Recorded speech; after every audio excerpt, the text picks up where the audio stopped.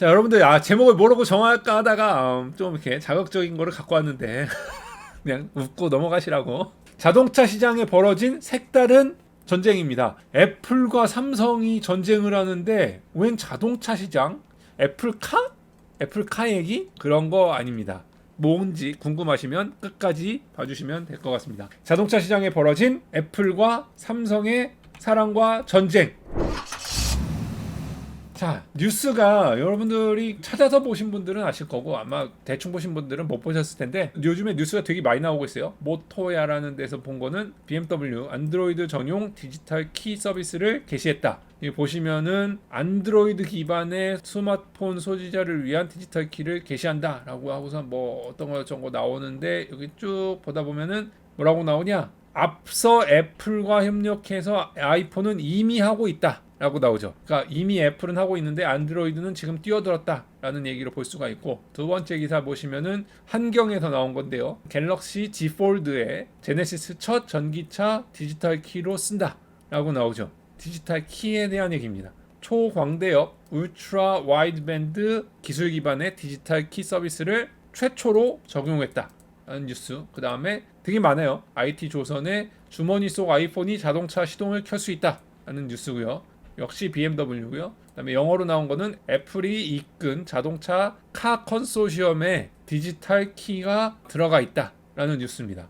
여기에 대해서 오늘 좀 자세하게 설명을 드리도록 할게요. 여러분들 혹시 이런 키 쓰시는 분들 있나요? 저도 이런 키를 쓰는데요. 제가 쓰는 키가 이런 키죠. 이런 키는 뭐가 문제가 있습니까? 키가 없으면 추운데 문 열고 들어가기도 힘들고 이거 되게 어렵죠. 장갑이 또 두꺼우면은 열기도 힘들고, 아무튼 뭐 키 잊어버리면은 가방에서 또 다 뒤져야죠. 뒤져서 꽂아서 흔들어야 되니까. 그리고 키의 체인에 저처럼 주렁주렁 무겁게 달리면 키가 꽂혀 있다가 강제로 돌면서 시동이 꺼져가지고 위험해서 리콜했던 경험도 있죠. 이런 키가 이제 없어지고, 이제 시대가 2022년인데 지금 2022년 아닙니까? 2022년인데 언제까지 키를 그렇게 써야 되겠습니까? 이거 맨날 들고 다니는 스마트폰을 그냥 여기에다가 키를 인식하면 이런 주머니에서 꺼내는 키 없어도 되지 않을까, 이걸 활용하면 되지 않을까라는 생각을 오래전부터 했어요. 꽤 오래됐죠. 2010 몇 년일까부터 했어요. 여러분들 이미 댓글로 올라오고 있을 거야. 나 이런 거 이미 알아 라고 얘기하시는데 아닙니다. 여러분들이 아마 모르실 겁니다.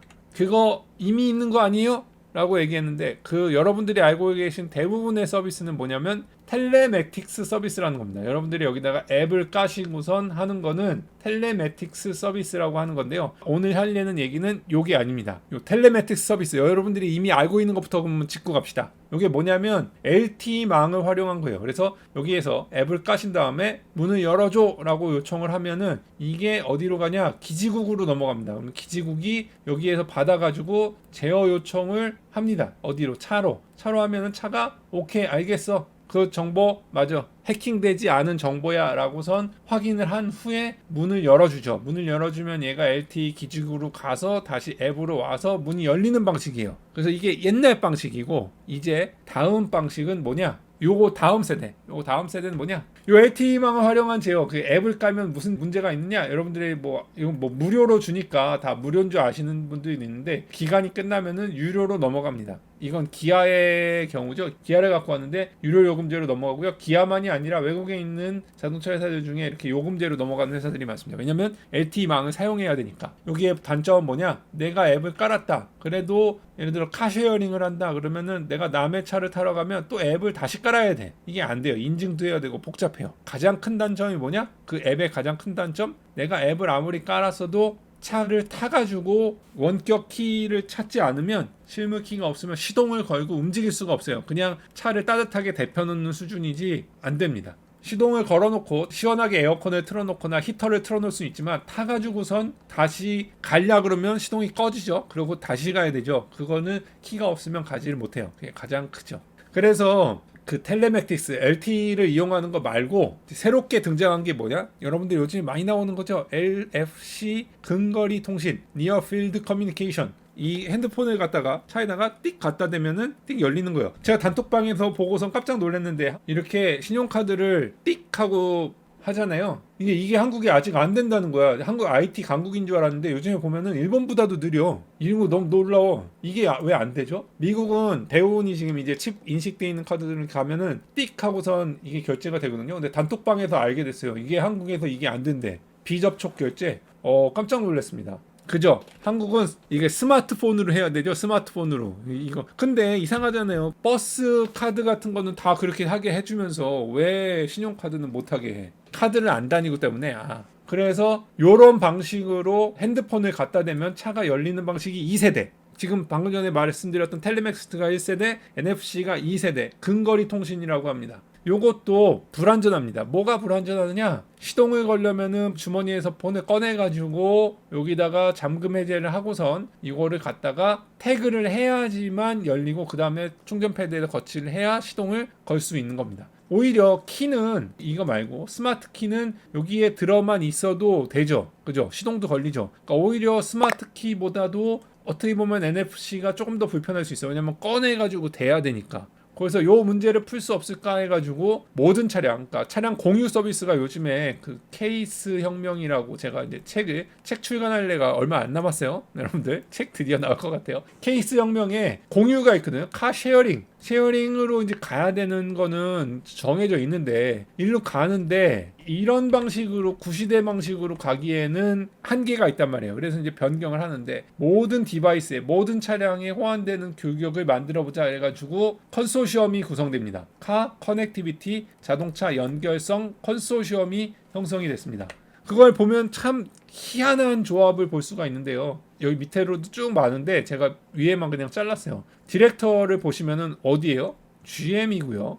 희한한 거 보십시오. 밑에 디렉터 또 연결된 거 보시면요. 디렉터가 누구예요? 애플이고요. 그 밑에 디렉터 누구요? BMW고요. 또 여기는 구글이죠. 구글. 여기는 혼다, 현대, LG 일렉트로닉스, 그다음에 머시디스 벤츠, 그다음에 NXP 반도체 만든 애들이죠. 파나소닉. 이거 조합이 아주 희귀하죠. 테슬라는 안 보이더라고요. 테슬라는 자기네가 하고 싶으신 대로 하시니까 테슬라는 안 보이고 나머지는 컨소시엄을 굉장히 다양한 모든 회사들이 모여가지고 이 컨소시엄을 구성해서 지금 카 커넥티비티 컨소시엄을 구성하고 있는 것을 볼 수가 있더라고요. 자, 그래서 아까 말씀드렸지만 그 커넥티비티 컨소시엄에서 그 CCC라고 하는데 이 CCC가 2.0 버전 2에서 발표했던 게 그 NFC 기반이었습니다. 아까 여러분들 제가 설명드렸던 약간 불편했다라고 했던 게 바로 2세대 스마트워치 같은 걸로도 문 열고 들어가고 했던 게 2세대 방식 NFC를 활용했던 게 1910년도입니다. 그래서 여러분들이 이미 알고 계셨던 거가 있는 거고요. 요게 이제 차량 간 디바이스 간 호환성은 확대했는데 3.0이 나와줘야 되겠죠. 그래서 2021년 말에 새롭게 등장한 방식 CCC 3.0 버전 3. 지금 가장 최신의 방식이 뭐냐면 UWB 방식의, 그러니까 이게 울트라 와이드 밴드 기반의 디지털 키 표준이 형성이 됐어요. 이 CCC 3에 의해서. 그래서 3세대 지금까지 나온 것 중에 최신의 세대 방식입니다. 이게 뭐냐면 키를 꺼내지 않아도 돼요. 디지털 키랑 똑같은 거예요. 그냥 주머니에 디지털 키를 갖고 다니던 핸드폰으로 갖고 다니던 그냥 똑같은 거죠. 신용카드가 여기에 들어와 있어서 핸드폰으로 신용카드 결제하는 것처럼 디지털 키를 그냥 일러 놓은 거죠. 이제 주머니에서 디바이스를 꺼내지 않아도 되는 방식으로 바뀐 겁니다. 이렇게 해가지고 발표가 되고 요게 아마 알기로는 OTA를 통해서 현대의 GV60인가요? 로 아마 OTA로 요번에 실시가 된 걸로 알고 있습니다. 그래서 GV60인가 70은 이렇게 그냥 차로 가까이 다가가만 가도 얘가 인식을 하고 문을 열어줍니다. 요게 뭐가 다르냐? 여태까지 나왔던 GPS, PCS, 와이파이, 블루투스, WLAN들은 주파수 영역이 다릅니다. 이 주파수 영역이 상당히 고주파로 이 군사 영역에서 사용하던 영역으로 10기가까지 사용하는 울트라 와이드 밴드를 쓰기 때문에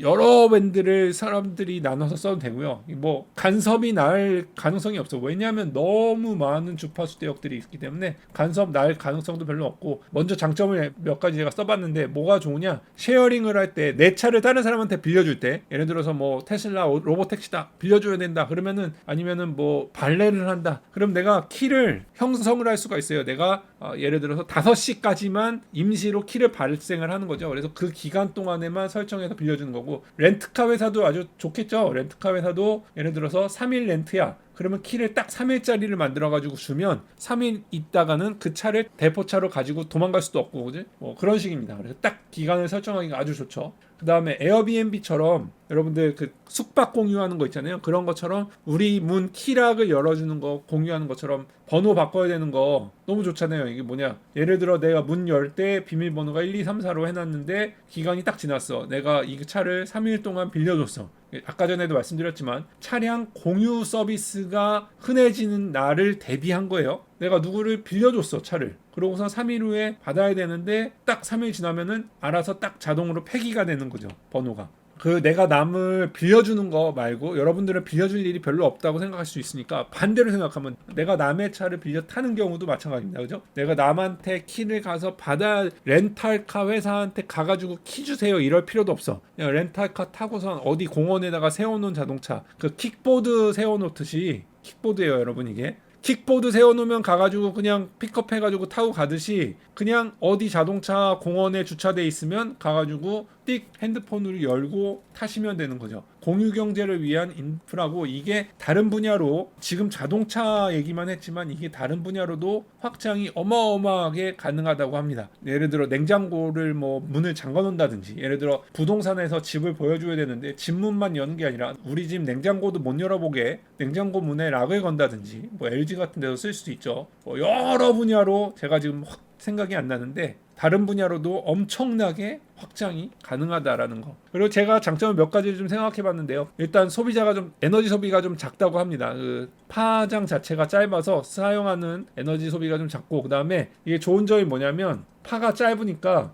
자동차요, 키가 여기 있잖아요. 그 내가 누구랑 얘기하고 있어. 여기서 내가 누구랑 얘기하고 있어. 그러면 여기에 몰래, 이 사람 몰래 와가지고 툭 타고선 도망갈 수 있죠. 시동을 걸고. 이렇게 안 돼요. 왜냐면 내가 있는 자동차 키 위치를 센티미터 단위로 할 수가 있어요. 여러분들 그 레이다랑 라이다 제가 차이 한번 말씀드린 적 있잖아요. 라이다는 빛의 가장 그 극초단파를 쓰기 때문에 그 센티미터 단위로 사람을 그릴 수가 있다고, 똑같은 겁니다. 여기에서 쓰이는 파장이 자체가 기가헤르츠가 높기 때문에 키의 위치가, 예를 들어서 내가 조수석으로 가면 조수석 문은 열리는데 운전자 문은 안 열려요. 누가 운전자 탈라 그러면 운전자 문이 안 열리고요. 그 다음에 혹시 경험을 이거 키를 경험해 보신 분이 있는지 모르겠지만, 스마트 키를 누시고 트렁크로 와가지고 트렁크 키를 내가 연단 말이에요. 트렁크를 열면 누가 여기 탈려 그러면 못 열어요. 문 못 열어요. 내가 열어주지 않는 이상 못 열어요. 왜냐하면 이 UWB 기반은 키의 위치를 굉장히 정확하게 알고 있어요. 내가 지금 키가 뒷문에 가 있는지 조수석에 가 있는지 운전석에 가 있는지를 정확하게 알 수 있기 때문에 어렵고, 그 다음에 그 얘기는 뭐예요? 차량과 내 키의 거리가 멀면 자동 해지가 되기 때문에 원거리 해킹이 어렵습니다. 원거리 해킹이 어렵고, 그 다음에 정확히 위치를 알 수 있기 때문에 아까 전에 말한 그런 장점들이 몇 가지 있죠. 디트로이트 같은 경우는요, 제가 이게 내려가지고 여기서 예를 들어 기름을 넣었다고 쳐요. 기름을 넣고 내가 이렇게 차를 타잖아요. 근데 여기 도둑놈이 타고 있어. 도둑놈이 타가지고 내려, 그리고 아니면 돈 내놔 이러는 경우들이 왕왕 있거든요. 여기서 도둑놈이. 그래서 그 도둑이 타는 것도 방지할 수 있죠. 아무튼 여러 가지로 확대가 할 수가 있습니다. 댓글에도 나오겠지만 참 편한 세상이 되고 있어요. 정말 편한 세상이 되고 있고요. 요게 UWB 장치가 2020년 당시에 1억 5천만 대였다는데 2025년이 되면은 10억 대로 급증할 거라고 생각한답니다. 그러니까 이게 자동차뿐만이 아니라 굉장히 많은 데로 뻗어나갈 수 있는 기본 기술이 될 것 같고요.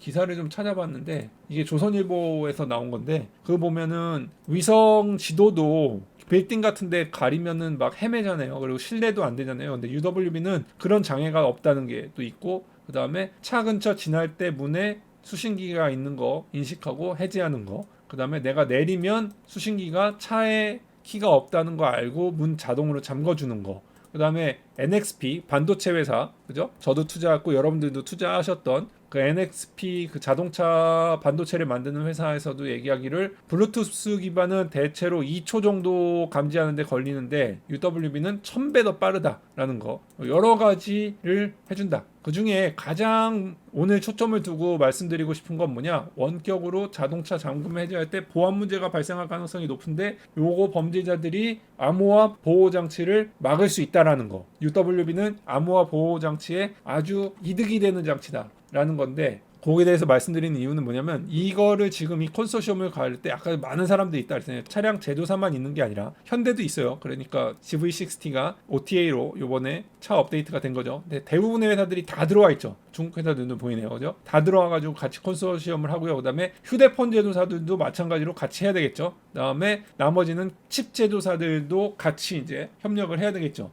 그런데 눈에 띄는 회사가 하나가 보이죠? 누굽니까 여기? 제 영상을 많이 보신 분들은 아시죠? 눈에 띄는 회사. 자, 차의 키의 역할이 뭘까? 내가 차의 소유주임을 인증하고 원거리에서 차를 제어하고 해야 되는데 여기서 가장 중요한 게 뭐다? 내가 늘 말씀드리는 거. 뭐 기술의 개발은 좋아. 기술의 개발이 좋은데 기술의 개발이 안전이나 보안이 기본이 되지 않고 기술의 개발만 올라가는 건 상당히 불안한 거라 그랬죠. 그래서 매일 밑바닥에 깔려야 되는 게 뭐냐? 안전과 보안이란 말이에요. 그 위에 집을 지어야 안전해지는 거지. 건물을 아무리 높게 지어도 이 바닥이 튼튼하지 않으면 무너지잖아요. 거기에 가장 기본이 되는 게 보안인데 우리나라에서 거의 한 팀밖에 없고 거의 독보적인 회사가 이 아우토크립트, 제가 광고를 몇 번을 했던 이 자동차 보안 회사의 독보적인 존재의 이 아우토크립트라는 우리나라 회사가 여기 이 컨소시엄에 끼어 있다라는 거를 후원해 주셔서 알게 됐습니다. 그래서 이 영상은 후원 받아서 만든 영상인데요. 이 아우토크립트가 참 고마운 게 뭐냐면 자신들 회사에서 뭐 만드는지에 대한 제품 광고보다는 이런 CCC라는 게 있다, 아니면 자동차의 흐름이 어떻게 바뀌고 있다라는 거를 구독자님들한테 계속 알려줘서 교육을 시켜주시기를 원해서 제가 광고를 받고 하지만 사실은 여태까지 아우토크립트 광고로 만들어드린 영상 중에 광고 같은 광고가 거의 없었을 거예요. 왜냐하면 다 교육 영상이거든요. 그래서 아무튼 오늘 말씀드린 이 주제는 자동차 키가 1.0, 2.0을 지나서 이제 3.0 UWB 기반까지 왔다라는 거를 아우토크립트에서 후원해 주셔서 이 영상을 제작하게 되었습니다. 이 파워포인트도 많이 제작을 해주셨고요. 제가 좀 수정을 했지만 발표 자료도 보내주신 걸로 제가 만든 겁니다. 자료 주신 거 제가 캡처해가지고 만든 거니까 도움이 되셨기를 바라고요. 이런 광고주님들은 얼마든지 많이 오시면은 너무 좋을 것 같아요. 왜냐면 저한테도 득이 되지만 보시는 분들한테도 업계가 지금 어떤 방향으로 흘러가고 있고 어떠한 전쟁과 어떠한 혐오과 어떠한 사랑과 전쟁들이 지금 일어나고 있는지, 지금 애플과 엔드로이드 진영이 어떻게 협업하고 있고 무엇을 위해서 싸우고 있는지, 자동차 회사들은 어떤 협업을 하고 있는지를 알 수 있는 귀한 영상이 되지 않았나라는 생각이 들어서 갖고 왔습니다. 도움이 되셨기를 바라고요. 또 우리 다음에 그럼 또 뵙도록 하겠습니다. 안녕히 계세요.